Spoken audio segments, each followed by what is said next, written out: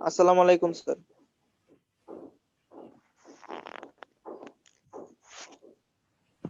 আসসালামু আলাইকুম স্যার।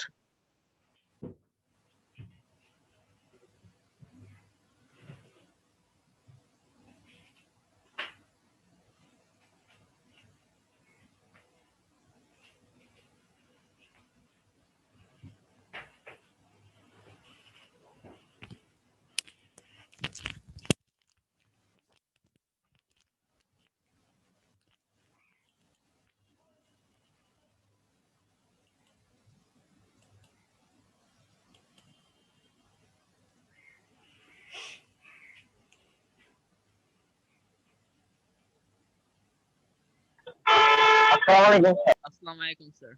ওয়ালাইকুম আসসালাম। আসসালামু আলাইকুম স্যার। ওয়ালাইকুম আসসালাম। আসসালামু আলাইকুম। ওয়ালাইকুম সালাম।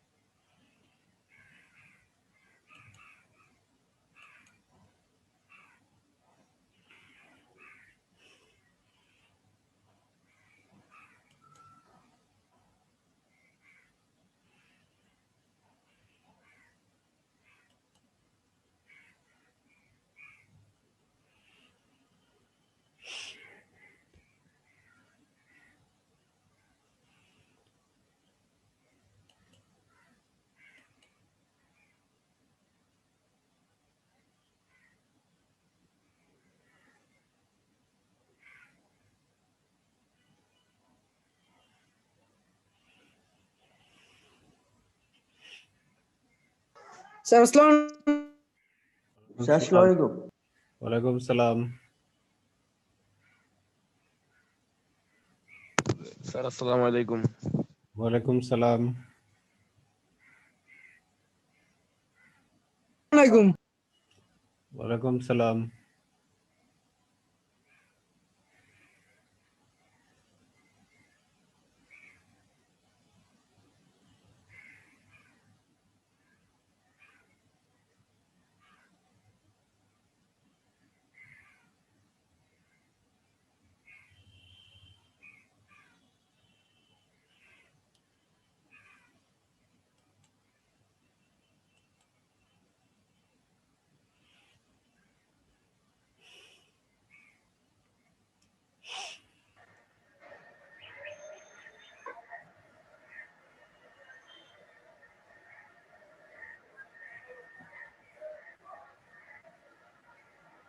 আসসালামু আলাইকুম স্যার।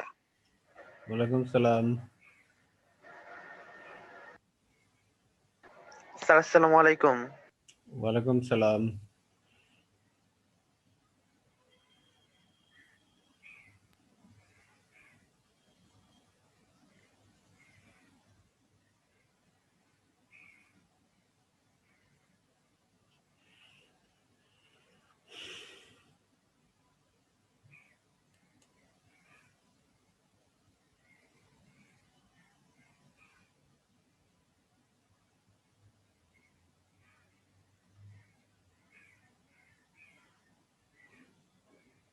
সবাই ভালো আছো তোমরা?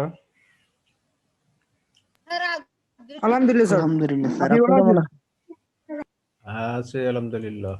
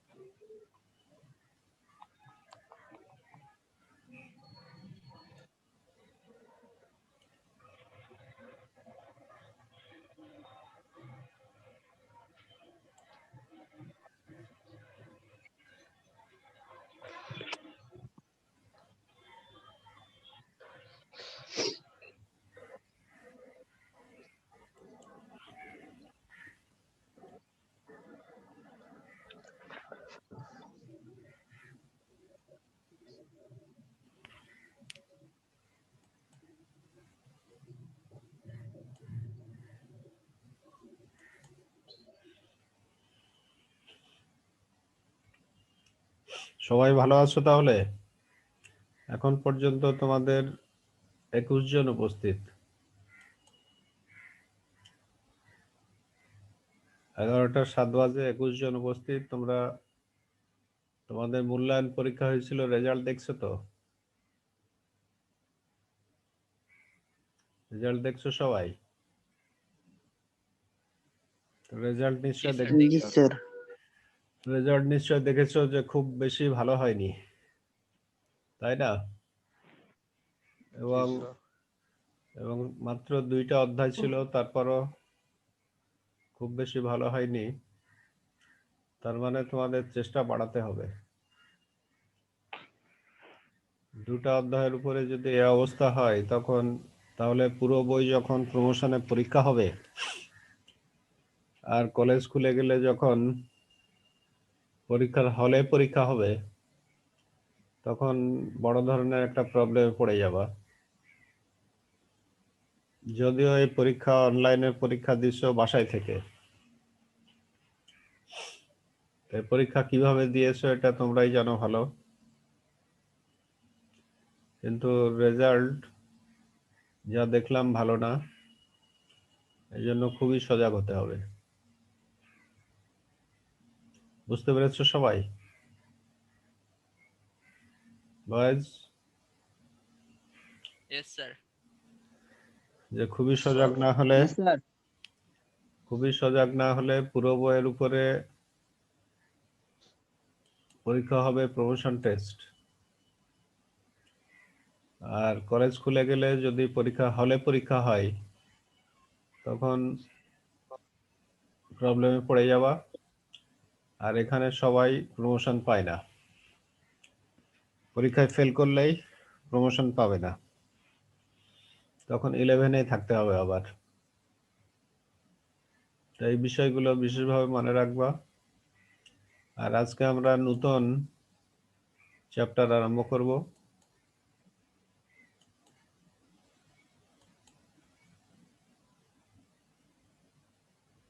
স্ক্রিনে কিছু দেখতে পাচ্ছ? জি স্যার।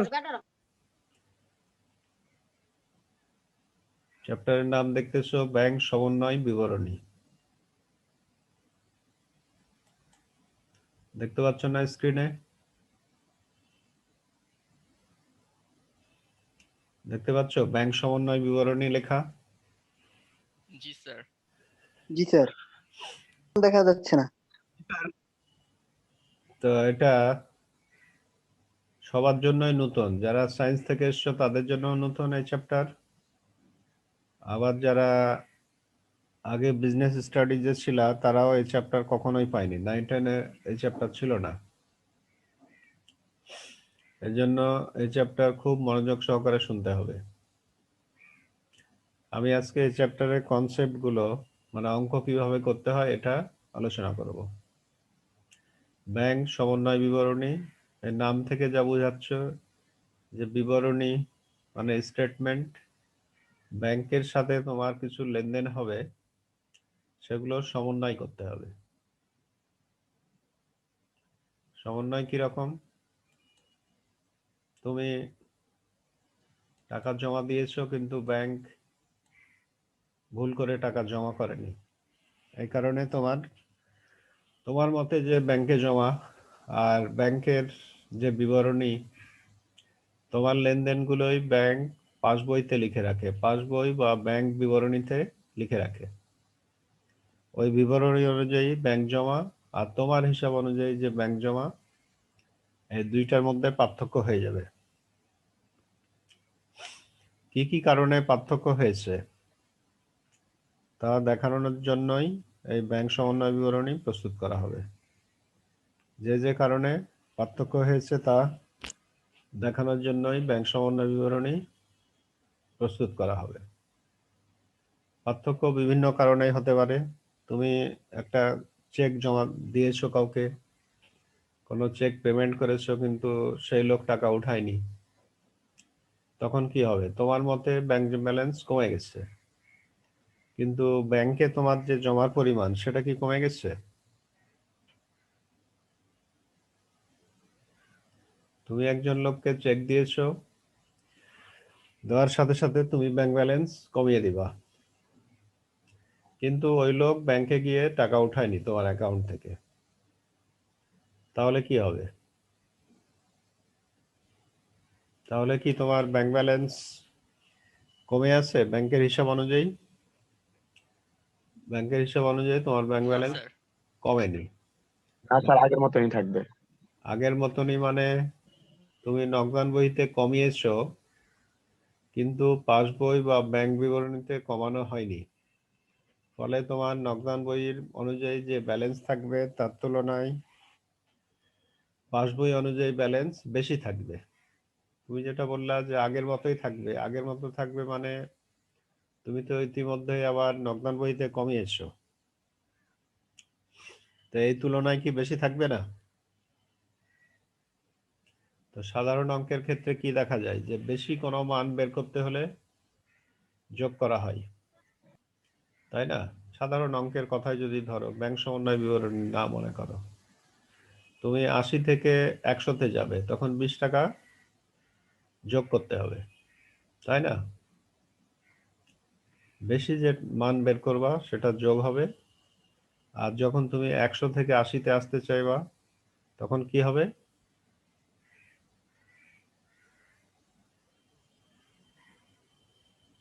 একশো থেকে 80-তে আসতে চাইলে তখন 20 টাকা মাইনাস করতে হবে। তো এখানে এটাই হচ্ছে মূল ব্যাপার, যে তুমি বেশি কোনো মান বের করতে চাইলে সেটা প্লাস হবে, আর যদি কম কোনো মান বের করতে চাও তাহলে মাইনাস হবে। কোনো জায়গা থেকে বেশি কোনো মান যখন বের করবা তখন হবে প্লাস, আর যখন কম মান বের করবা সেক্ষেত্রে হবে মাইনাস।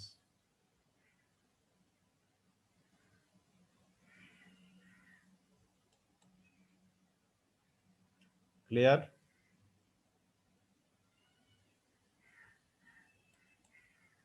বেশি মান বের করতে হলে প্লাস হবে, আর কম মান বের করতে গেলে মাইনাস হবে।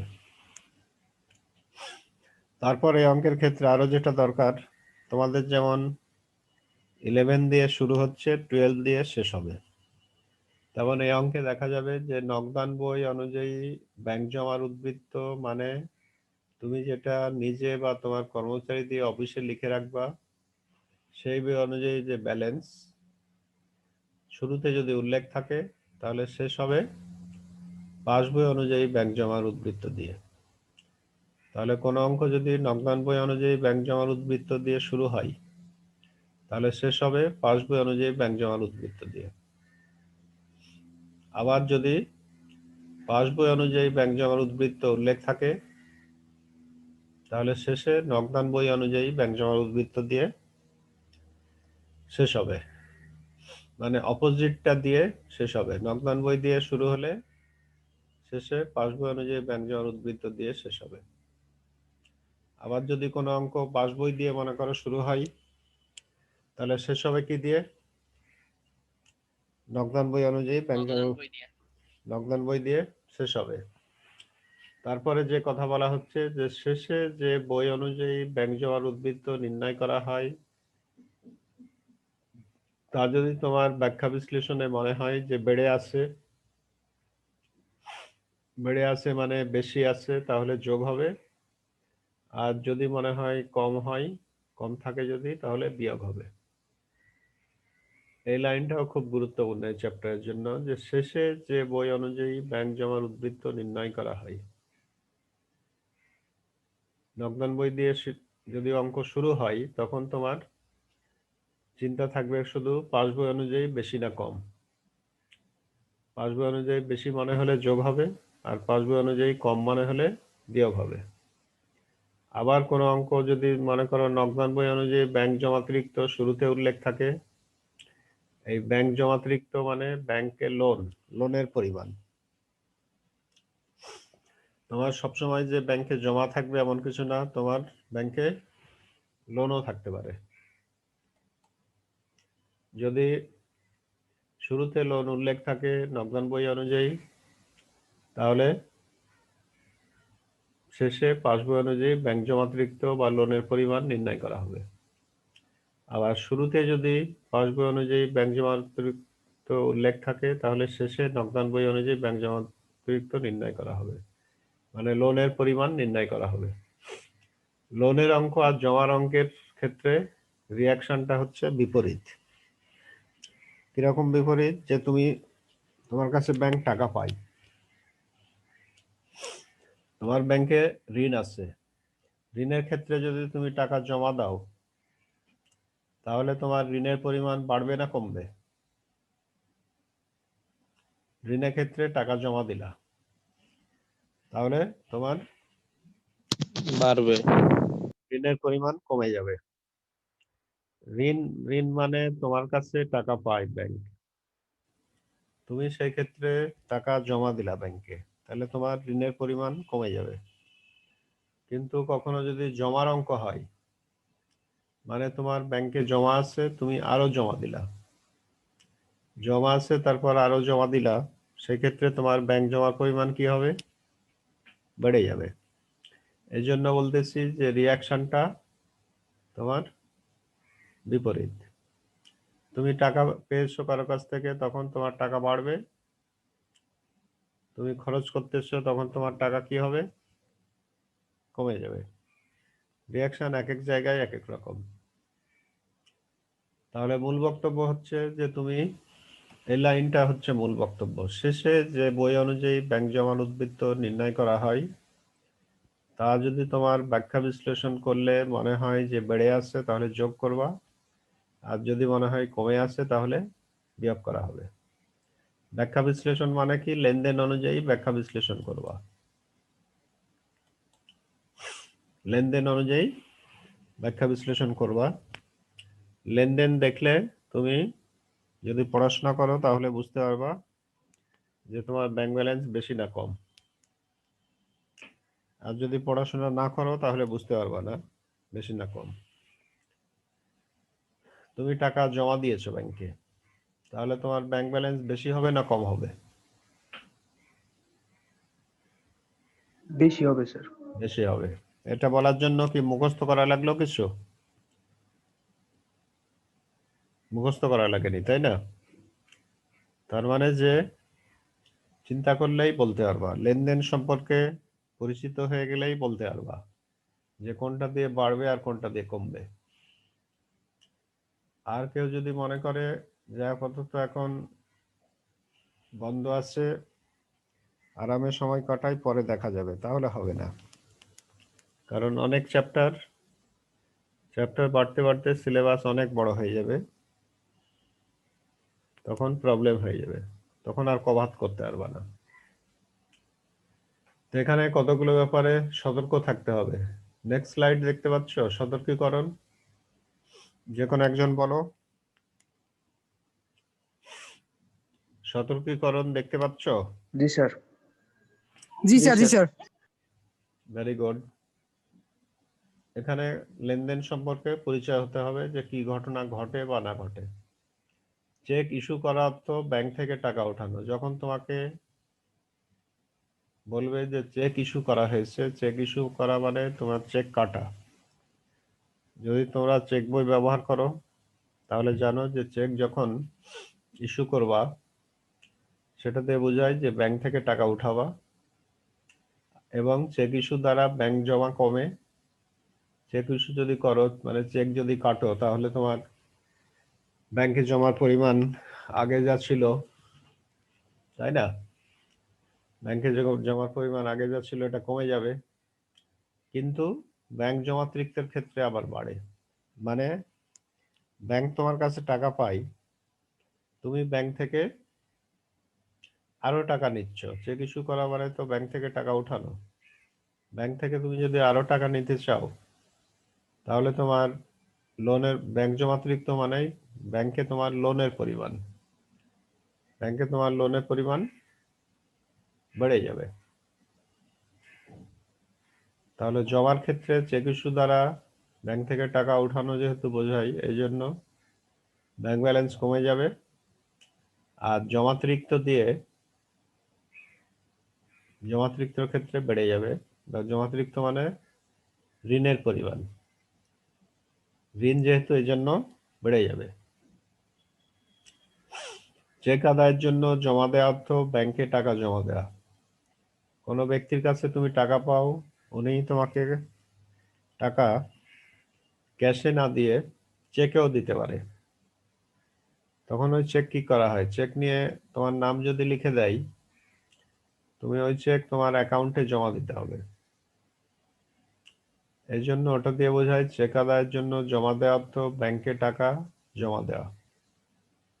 কোনো চেক নিয়ে গিয়ে তুমি তোমার অ্যাকাউন্টে জমা দিলা, তার মানে এটা ব্যাংকে জমা দেওয়ার মতো ব্যাপার। যে কোনো লেনদেন একটি বইয়ে লিপিবদ্ধ করা অর্থ অপর বইয়ে লিপিবদ্ধ না করা। এই চ্যাপ্টারের ক্ষেত্রে এটা বিবেচনা করতে হবে যে যে কোনো লেনদেন যদি একটি বইতে লিপিবদ্ধ হয়, তার মানে আরেকটি বইতে লিপিবদ্ধ হবে না। যেমন তুমি এখন ক্লাসে আসো মানেই তুমি ঘুমিয়ে নাই, বলা যায় তো এরকম নাকি? তুমি যে কোনো এক জায়গাতে থাকবা, তুমি এখন ক্লাস করতেছো মানেই তো ঘুমিয়ে নাই, বলা যায় তো না? বলো যে কোনো একজন। না স্যার। জি না। ক্লাস করতেছো মানেই ঘুমিয়ে নাই, এটা নিঃসন্দেহে বলা যাবে। আমি ক্লাসের স্ক্রিনশট নিচ্ছি এখন।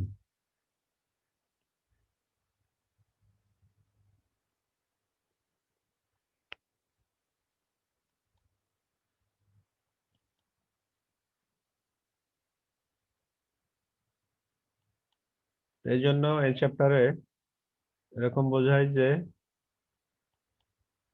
যে কোনো লেনদেন যদি একটি বইয়ে লিপিবদ্ধ হয়, তার মানেই আরেক বইতে হয়নি। আরেক বইতে হয়নি, এই জন্যই তো গরমিল হবে, আর এই জন্যই তো এটা ব্যাংক সমন্বয় বিবরণীতে স্থান পাবে। তাহলে ব্যাংক সমন্বয় বিবরণীতে স্থান পাবে সেগুলো যেগুলো দিয়ে তোমার ব্যাংক ব্যালেন্সের পরিমাণ কম বেশি হবে।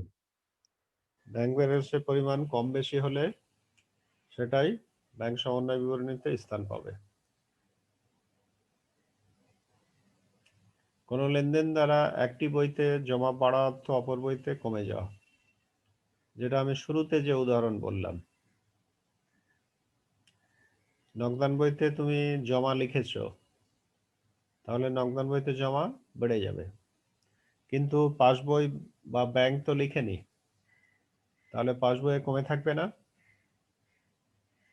অথবা এটা আরো সহজে বুঝতে পারো যে তুমি কিছু টাকা খরচ করলা, তোমার কমে যাওয়া মানে যে টাকা পেলো তার বেড়ে গেল না? বাড়ে তো নাকি? এই জন্য এই চ্যাপ্টারে ধরতে হবে যে একটা বইতে যদি বাড়ে তার মানে আরেকটা বইতে কমে। কমে এই কারণে যে একটা বইতে জমা লিখছে আর আরেকটা বইতে তো জমা লিখেনি, তাহলে একটা বইতে বাড়া অর্থ আর একটা বইতে কমা।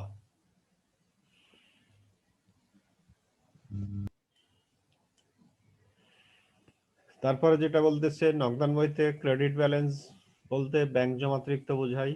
যদি কোনো অঙ্কে শুরুতে তোমার নগদান বই অনুযায়ী ক্রেডিট ব্যালেন্স আছে এত টাকা এরকম বলে, তাহলে বুঝতে হবে যে এটা তোমার ব্যাংক জমাতিরিক্ত বা ঋণের অঙ্ক, তার মানে ব্যাংক তোমার কাছে টাকা পায়।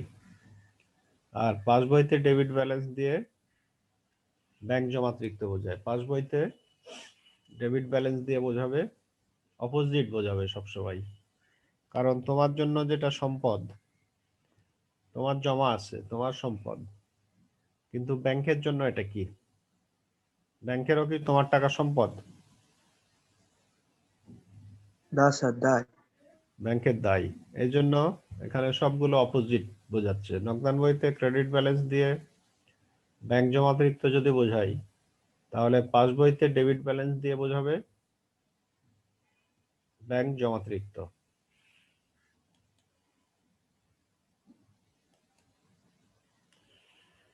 তারপর তারপরে স্লাইড দেখতে পাচ্ছ, নতুন স্লাইড। জি স্যার। এখানে বলতেছে নগদান বইতে ডেবিট ব্যালেন্স বলতে ব্যাংক জমা বোঝায়। নগদান বইতে যদি কোনো অঙ্কের শুরুতে বলা হয় ডেবিট ব্যালেন্স এত টাকা, তার মানে তোমার প্রতিষ্ঠানের ব্যাংকে জমা আছে। আর পাস বইতে ক্রেডিট ব্যালেন্স বলতে ব্যাংক জমা বোঝায়। এই তো অপোজিট, এখানে অপোজিট। কারণ তোমার জন্য যেটা সম্পদ সেটা ব্যাংকের জন্য কি দায়ী, কিছুক্ষণ আগে একজন বললা, তাই না? তারপরে যেটা বলতেছে কোন লেনদেন উভয় বইতে একইভাবে লিপিবদ্ধ করা হলে ব্যাংক সমন্বয় বিবরণীতে স্থান পায় না। যদি কোনো লেনদেন উভয় বইতে লেখা হয় ঠিকঠাক ভাবে, তাহলে কি ব্যাংক জমার কোনো পার্থক্য হবে? যদি কোনো লেনদেন উভয় বইতে ঠিকঠাক ভাবে লেখা হয়, তাহলে ব্যাংক জমার কোনো পার্থক্য হবে? পার্থক্য হবে না, যেহেতু সেজন্য ওই লেনদেন ব্যাংক সমন্বয় বিবরণীতে স্থান পাবে না। যেগুলো দিয়ে পার্থক্য হয়, ব্যালেন্সে পার্থক্য হয়, সেগুলোই ব্যাংক সমন্বয় বিবরণীতে স্থান পায়। সুদ চার্জ দ্বারা ব্যাংক জমা কমে যাওয়া বোঝায়। তোমার কাছে যখন ব্যাংক টাকা পাবে তখন তোমাকে সুদ চার্জ করবে, এই সুদ চার্জ দিয়ে ব্যাংক জমা কমে যাওয়া বোঝাবে। তোমার জমার পরিমাণ ব্যাংক কমিয়ে দিবে। আর সুদ মঞ্জুর মানে তখন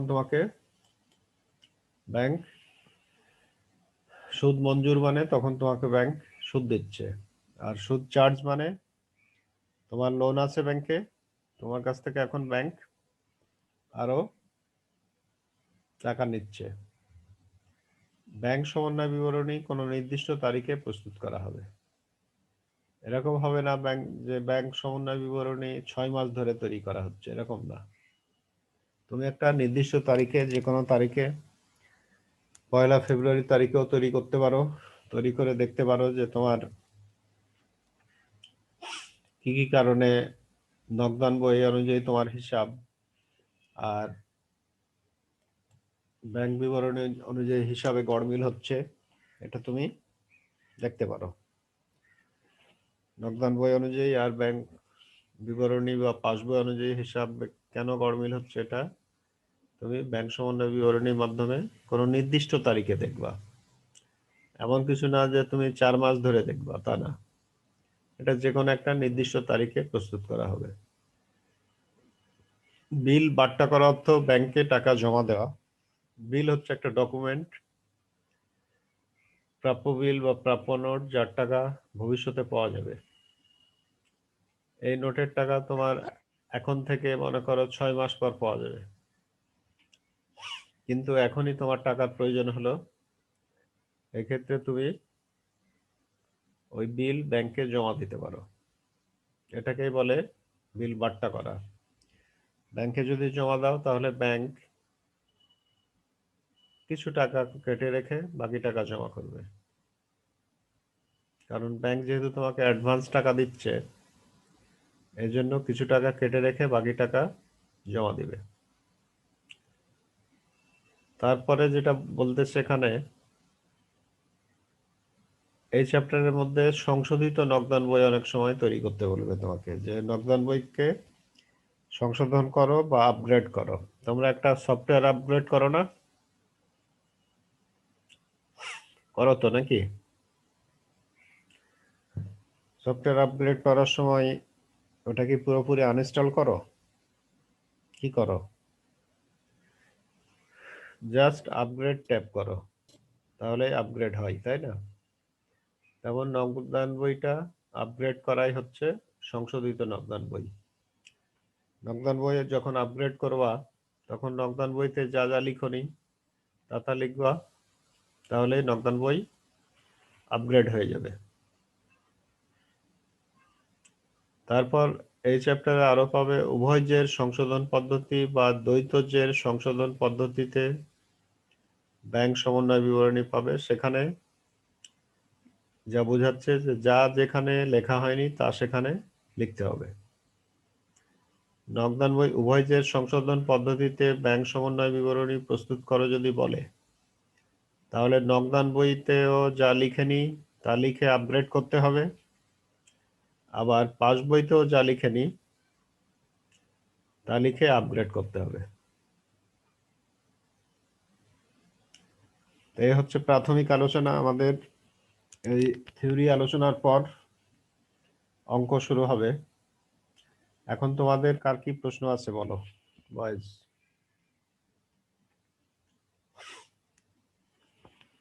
যা আলোচনা করলাম আমি এতক্ষণ, এখান থেকে কার কি প্রশ্ন আছে বলো।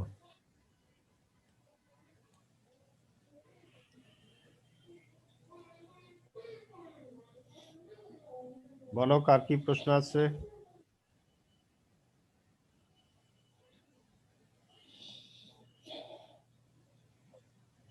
হ্যালো, শুনতে পাচ্ছ? জি স্যার, প্রশ্ন নাই স্যার।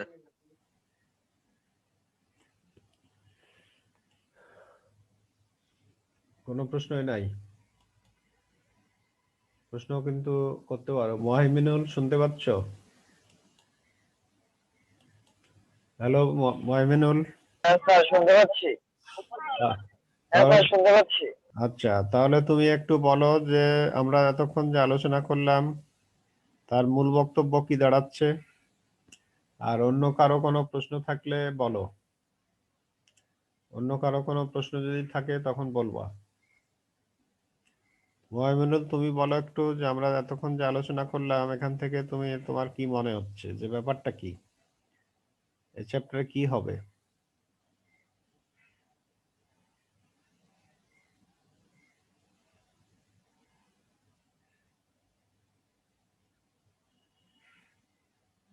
বলবা মহিমিনুল?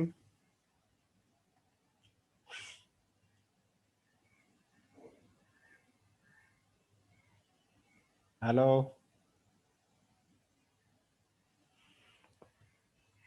অন্য কেউ ইন্টারেস্টেড থাকলে বলো। নগদ পতন যাবেদা, নগদ প্রাপ্তি যাবেদা, এক গড়া নগদ, এক গড়া, দুই গড়া, তিন গড়া। না, এখানে ব্যাংক সমন্বয় বিবরণীর ভিতর এরকম কোনো কিছু নাই।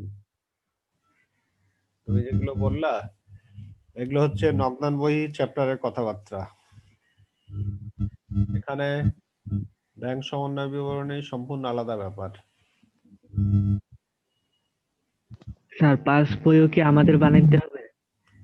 কি আর পাস বই কি আমাদের বানানোর অঙ্ক আসবে স্যার এই অধ্যায়ের? পাস বইয়ের তথ্য দেয়া থাকবে, তারপর সেটাকে তোমরা আপগ্রেড করবা। ঠিক আছে? পাস বইয়ে তোমাকে বলবে যে পাস বই অনুযায়ী ব্যালেন্স এত টাকা আছে, এই লেনদেন হয়েছে, তাহলে পাস বই অনুযায়ী তোমার এই লেনদেন বিবেচনা করে ব্যালেন্স কত হবে, তখন তুমি ব্যালেন্স নির্ণয় করে দেখাবা খাতায়।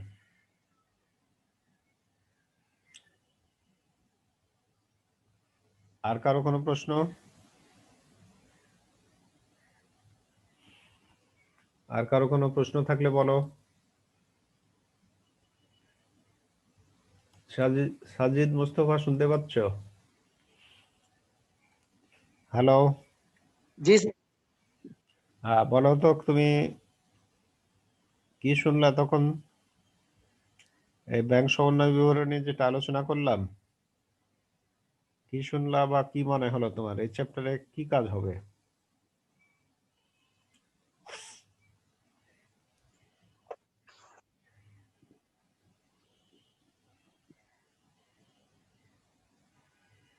বলতে পারবা?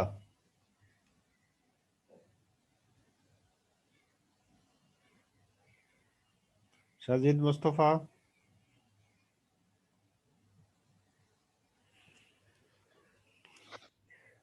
বলতে পারবা কি কাজ হবে এই চ্যাপ্টারে?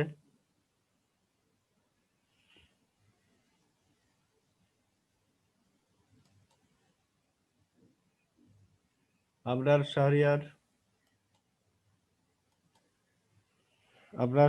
শুনতে পাচ্ছ? জি বলো দেখি এই চ্যাপ্টারে যে প্রাথমিক লেকচার যেটা শুনলা তাতে কি মনে হচ্ছে?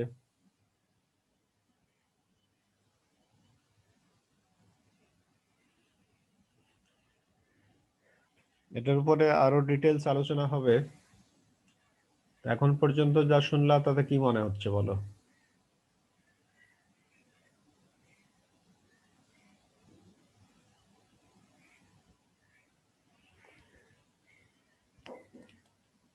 এখন পর্যন্ত যা শুনলা সেখানে কি মনে হচ্ছে বলো একটু।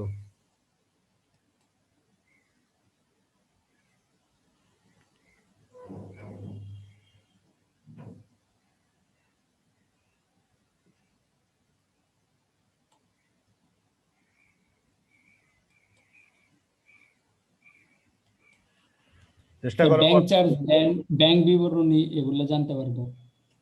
আচ্ছা, আর কি কি ঘটনা আর একটু বলো। স্যার নগদান বই উদ্ধৃত নির্ণয়, পাস বইয়ের উদ্ধৃত নির্ণয় এগুলো আর কি। ব্যাংক জমাতিরিক্তের উদ্ধৃত নির্ণয়। হ্যাঁ, বিভিন্ন কারণেই গড়মিল হতে পারে, তাই না? হিসাবে গড়মিল হয় না? তোমার টাকার হিসাব বেও তো গড়মিল হয়, হয়তো নাকি? কি কি কারণে হয়েছে এগুলো জি স্যার। তুমি হিসাব করতে পারো। তুমি এক জায়গায় খরচ করেছো 500 টাকা, তোমার হঠাৎ মনে হলো খরচ করছি 300 টাকা, তখন তোমার গড়মিল হবে না হিসাবে? জি স্যার। তখন তুমি এই গড়মিল গুলো তুমি দেখাতে পারো যে কি কি কারণে গড়মিল হয়েছে। তো যাই হোক, চেষ্টা চালালে হবে। বই দেখবা, বইতে আরো বিভিন্ন ধরনের অঙ্ক করা আছে। আমিও অঙ্ক দেখাবো, যেহেতু আজকে ফার্স্ট লেকচার, এই জন্য আমরা কনসেপ্ট আলোচনা করলাম যে চ্যাপ্টারে কি হচ্ছে না হচ্ছে। মূল বক্তব্য না বলে ডাইরেক্ট অঙ্ক করালে তো আর হবে না, তাই না? জি স্যার। আর কারো কোনো প্রশ্ন থাকলে বলতে